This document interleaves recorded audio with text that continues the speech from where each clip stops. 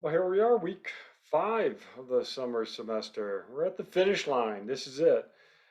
Congratulations to those of you who are finishing your undergraduate degree, summer 2022.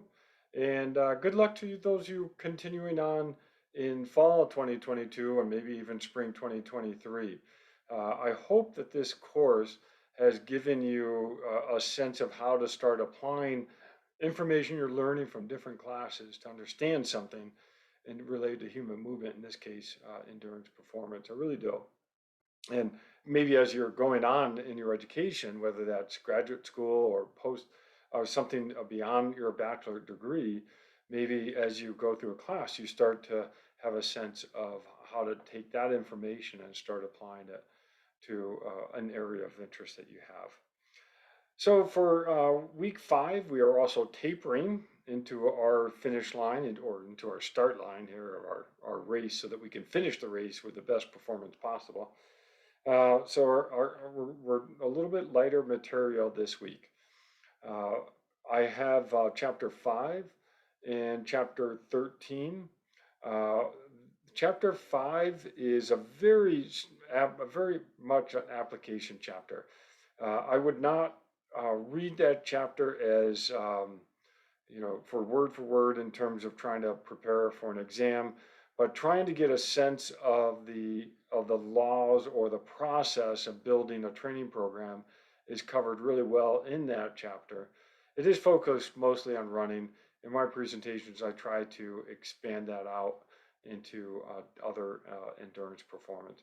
But it's really just a way to start pulling together the information covered in chapters 1, 2, and 3, 1, 2, 3, 4, into some practical advice for the athlete to design a training program or why they're designing a program in a particular way.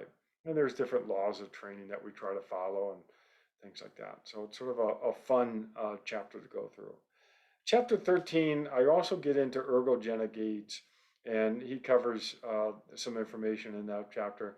This chapter it's hard to stay on top of the information related to ergogenic aids. It's a constantly evolving a topic for endurance performance. And what's interesting is a lot of times we hear the term ergogenic aids, and we may automatically be drawn to the illegal uses of ergogenic aids, steroids, or any type of drug that's banned through the organizations. Um, that's what we're typically drawn to.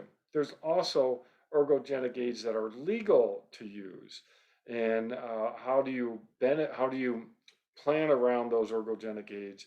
And retail wise and endurance wise, and maybe some of your presentations touch on ergogenic aids that are legal to use, and they're advertised to help. I'll use one as off the top of my head, compression socks or compression gears. That's an ergogenic aid. It's purported to be an ergogenic aid.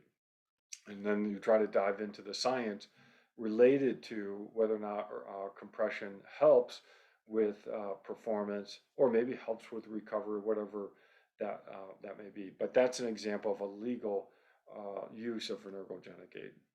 So I go into that a bit as well. So lighter material in both chapter 5 and 13.